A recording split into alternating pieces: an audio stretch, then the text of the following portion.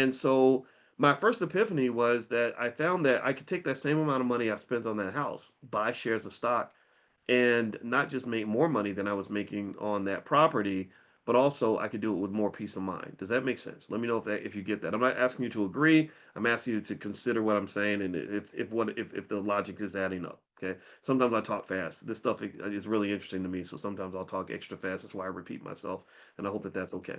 All right. So my annual ROI on real estate, when I did the calculation, was, let's say, 10% a year, something like that, not including things like busted toilets and stuff like that.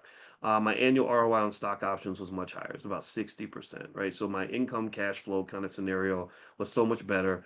And so I just found that that stock options were just a far better way to make money than owning property. And I say this carefully because I know a lot of you love real estate, and I do too. I own property. I still do. Real estate's great for diversification. I don't consider it to be the best option for generating cash flow. Okay. So moving on. Uh, Starting a business. Okay. A lot of us, once we graduate, first we start off with the essentials, right? Go to school and get a good job. Then we get a little bit older for a lot of us, and we have somebody say, well, you should have your own business. And I believe in business ownership. I think that's really important. But there's obstacles that starting a business can be risky as well. In my community, our community, for a lot of us, and if you're not black, that's okay. We love you too.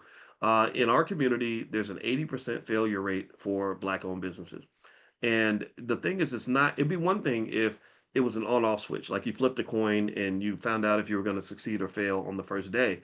But typically, the failure occurs after years and years of 10, 12-hour days, thousands and thousands of dollars that you put into building this dream, lots of energy that you put behind this business. Now, I'm not here to say you shouldn't have a business.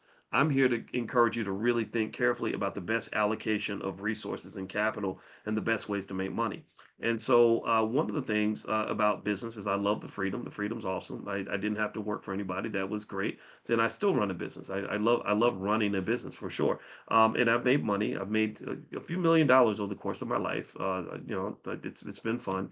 But the thing was, I started to just get so fatigued. I was like, man, I'm working all the time, and it really just messes with your mental health. You get exhausted. There's another stressor, and then maybe you get in your 40s or 50s and something weird happens, high blood pressure or whatever, and you just realize you can't do that forever, right? And so what that led me to reflect on is that sometimes what we think is the dream really isn't the full dream. Maybe it's the dream for the stage that you're at, but there's a dream beyond the dream. And I'll give you an example. I know people that are like attorneys, really successful lawyers, and they have really big like hourly rates, like $400 an hour, right? And they'll work like 50 hours a week. So they're making $20,000 a week because they've got so many clients that want to work with them. That seems like a dream. But then when you start looking at the fine print of their life, you start seeing little cracks in the foundation of their life. You start seeing problems that come up, like working so much that you're in the hospital because you had a heart attack, or you can't take you're eating Cheetos at your desk because you're working so much and you end up becoming overweight, or maybe you find out your wife is sleeping with the pool boy because you're not giving her enough attention, or maybe your kids are out acting crazy because they don't feel like they have a mother or a father or whatever. So really, that led me to really talk to you guys more about making sure you understand that trade-off, and just understanding that just because you're not investing money, that doesn't mean you're not making an investment.